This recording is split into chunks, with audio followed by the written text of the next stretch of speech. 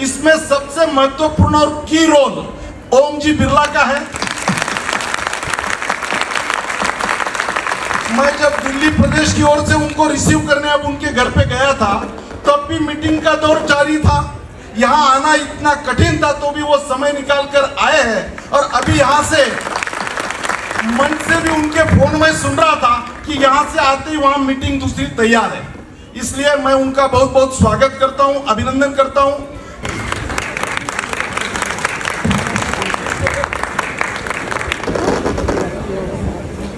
जय महेश।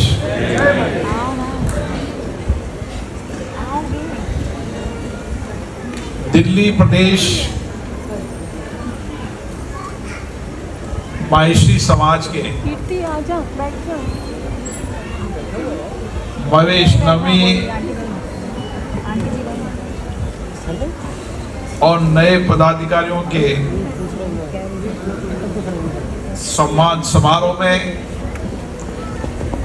हमारे बीच में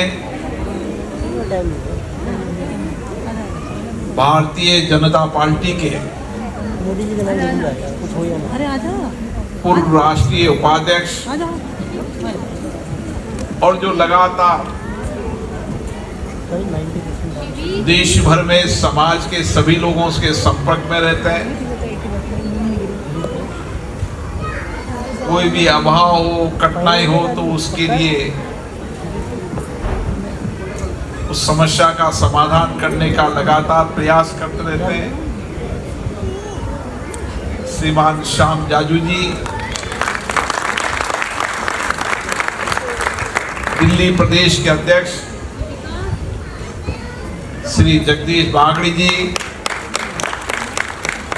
SN चंडक जी, अनिल जी भूतड़ा, जुगल जी राठी, मुकेश जी रांदड़, घनश्याम बायती जी, जुगल जी मुंडा, श्रीमती श्यामा बागड़िया, श्री विमल जी मुंडा और श्री बंसाली जी, सभी पदाधिकारीगण दिल्ली प्रदेश के अलग अलग क्षेत्र से आए मेरे माहेश्वरी समाज के सभी गणमान्य अतिथिगण, नौजवान साथियों, माता और बहनों, हम सब लोग भगवान महेश की उत्पत्ति महेश नवी के रूप में पूरे देश में उत्साह और उमंग से समारोह करते हैं। माहेश्वरी समाज जो हमेशा भगवान महेश के संस्कार, भगवान महेश के जीवन दर्शन और भगवान महेश की तरह समाज की कठिनाइयां, अभावों को, उनकी परेशानियों को अपनी परेशानी और दुख समझकर सामाजिक जन कल्याण के लिए काम करते हैं। मैं देश के अलग अलग राज्यों के अंदर जाता हूं, जिलों के अंदर जाता हूं, तो मेरा अनुभव रहता है कि माहेश्वरी समाज के लोग जहां भी रहते हैं, इसी तरीके के हमारे संस्कार और संस्कृति के कारण उनका संपूर्ण समाज में हमेशा यथोचित सम्मान रहता है। दूर दराज के उन पहाड़ी इलाकों के अंदर, पूर्वी प्रदेश के अंदर भी मेरा जब जाना हुआ तो वहां भी मैंने देखा किस तरीके से वहां रहकर काम करने गए थे, उद्योग के लिए गए थे, व्यापार के लिए गए थे, लेकिन वहां सीमित संख्या में होने के बाद भी संपूर्ण समाज में जब कोई आपदा आती है, कठिनाई आती है, विपत्ति आती है, तो वहां कल्याण के लिए समर्पित भाव से काम करते हैं। ये हमारी संस्कृति हमें हमारे पूर्वजों से मिली है। हमारे पूर्वजों के इसी समर्पण, सेवा, निष्ठा, त्याग के कारण आज संपूर्ण समाज में मायसी समाज का व्यक्ति जहां भी रहता है उसको सम्मान पूर्वक समाज के अंदर आदर पूर्वक लोग उनका सम्मान करते हैं, क्योंकि हमारे पूर्वजों ने इस देश के अंदर चाहे आजादी का आंदोलन हो,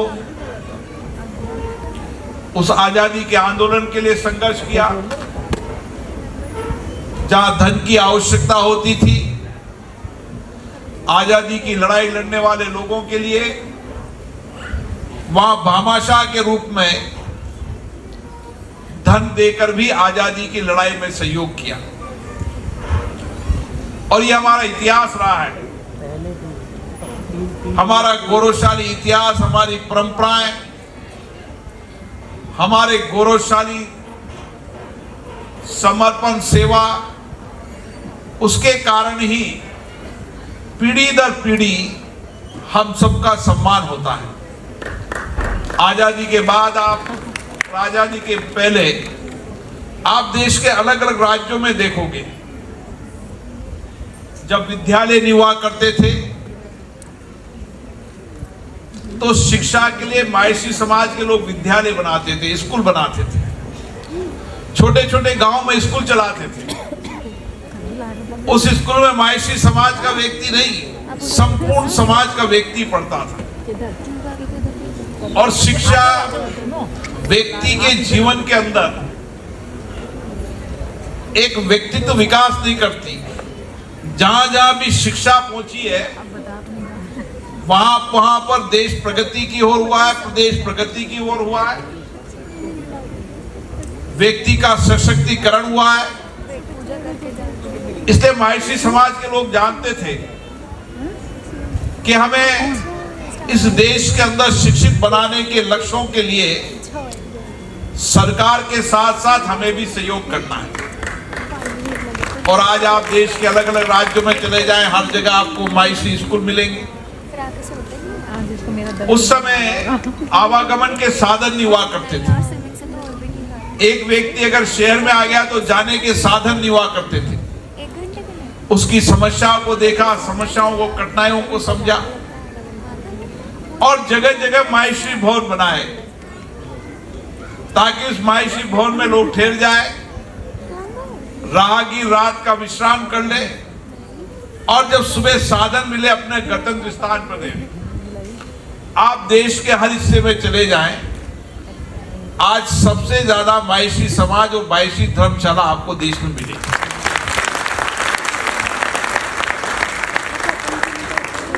चिकित्सालय का अभाव हुआ करता था,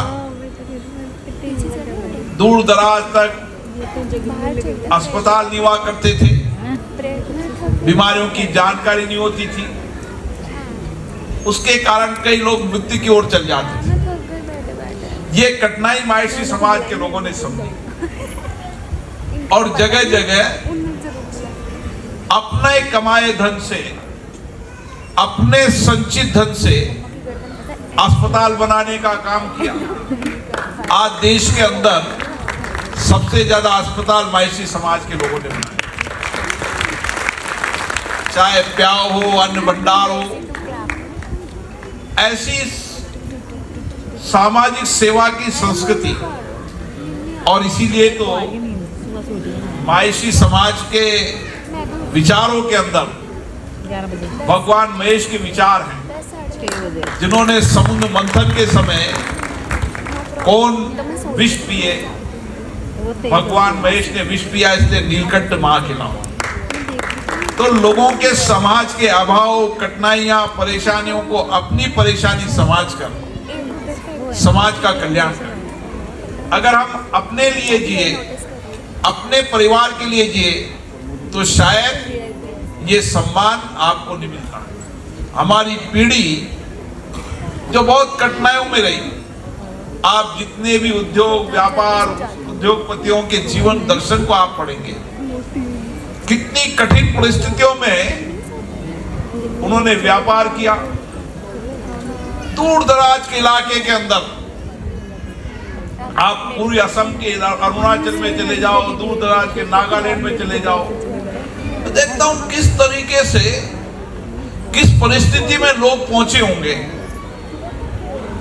और वहां पर आज भी वह समाज में उनका सम्मान है। अगर केवल वह धन कमाते और धन का संचय अपने लिए संग्रह करते तो उनका उस समाज में सम्मान नहीं होता। इसलिए संख्या में कम है, लेकिन सेवा लाइट चला गया।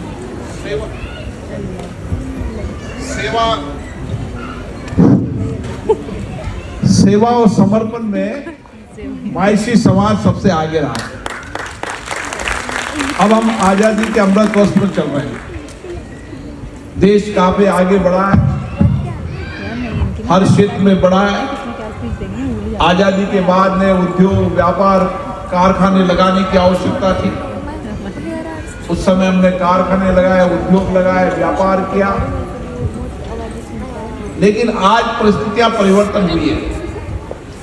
उस बदलते परिप्रेक्ष्य में भी हमें इसी तरीके का हमारे पूर्वजों के संस्कार और संस्कृति को आगे बढ़ाने की आवश्यकता है। और इसलिए मैं आपसे आग्रह करता हूं कि अपने समाज को आगे बढ़ाना, सब लोग अपने अपने समाज के उन अभाव वंचित लोगों को आवश्यकता अनुसार मदद करेंगे तो देश आगे बढ़ेगा, समृद्धशील होगा। और इसीलिए विचार का विषय है, सोच का विषय है कि बदलते परिप्रेक्ष्य के अंदर हम हमारी भूमिका क्या तय कर सकते हैं, किस तरीके से हमारा समाज में कंट्रीब्यूशन सबसे ज्यादा है, हमारा समर्पण सबसे ज्यादा है, हमारी सेवा सबसे ज्यादा रहे। इसके लिए बदलती भूमिका के अंदर विचार करने की आवश्यकता है। आप दिल्ली के अंदर बैठे, दिल्ली देश की राजधानी है।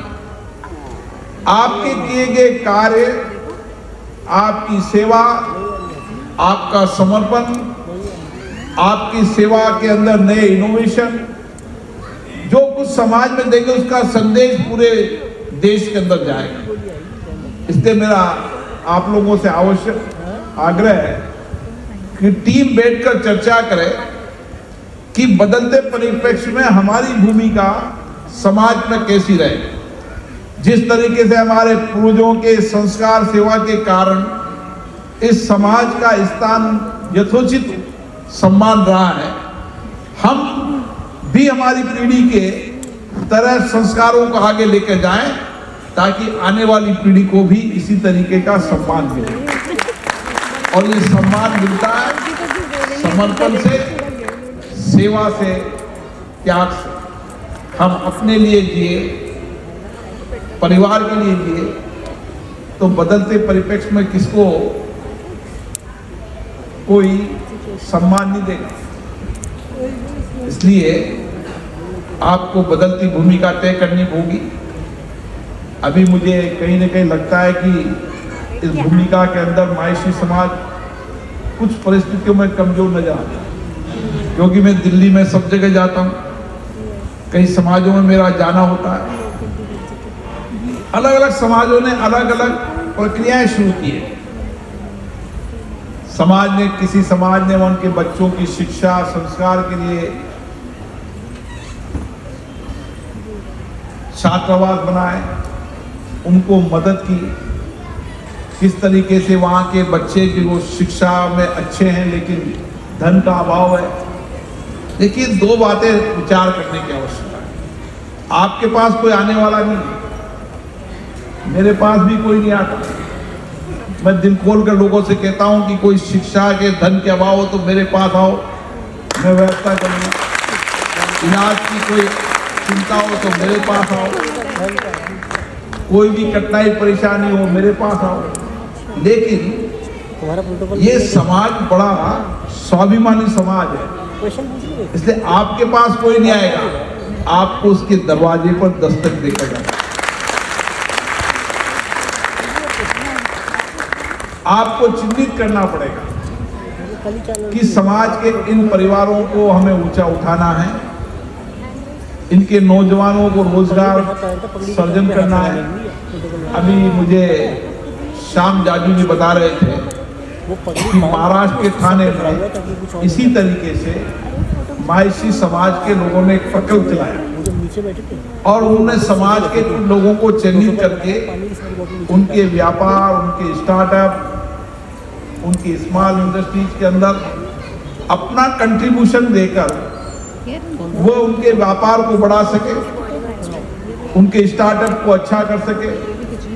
लोगों को जो आवश्यकता होती है वहां पर स्कॉलरशिप देकर उन बच्चों को अच्छी पढ़ाई कर सके, महिला शिक्षा के लिए काम कर सके। ये सारे भूमिकाओं को अपन को तय करना होगा और मुझे आशा है कि दिल्ली की राजधानी में बैठे हैं, आपकी बहुत बड़ी जिम्मेदारी है कुछ नया इनोवेशन, कुछ नई सोच, नए चिंतन कर हम किस तरीके से दिल्ली के अंदर भी सबसे आगे मायसी समाज ये संदेश हर सेवा के अंदर, समर्पण के अंदर, जब कभी कोई आपदा संकट आए, उस आपदा संकट के समय सामूहिकता के साथ संपूर्ण समाज अपना कंट्रीब्यूशन देकर उस आपदा और संकट में सबसे पहले अगर खड़ा रहा तो मायसी समाज खड़ा रहा। ये संस्कृति और ये संस्कार को हमें लेके आगे बढ़ना है। आप सबको महेश जयंती की बहुत बहुत शुभकामनाएं, बधाई। और हर देश की अलग अलग भाषा है, हर राज्य की अलग भाषा है, हर जिले की अलग भाषा है। अब मैं हाड़ौती में बोलूंगा तो था समझेगा कोई नहीं, तो आप कोई मेवाड़ में, कोई मारवाड़ के अंदर, कोई मराठी के अंदर, कोई गुजराती के अंदर। इसलिए संसद के अंदर हमारे 22 भाषाएं हैं, उन 22 भाषाओं को सुनता हूं मैं। इसलिए हमारी अलग अलग संस्कृति, अलग अलग भाषा, हमारी विविधता, ये हमारी ताकत है। और इसीलिए भारत का लोकतंत्र सशक्त मजबूत है, क्योंकि विविधताओं के अंदर भी हम संगठित हैं, एक श्रेष्ठ भारत हैं और मजबूत भारत है। हमारा नेतृत्व कुशल नेतृत्व है, इससे देश में आगे बढ़ रहे हैं। मैं इसी के साथ आप सबको महेश जयंती की बहुत बहुत शुभकामनाएं देता हूँ। बधाई।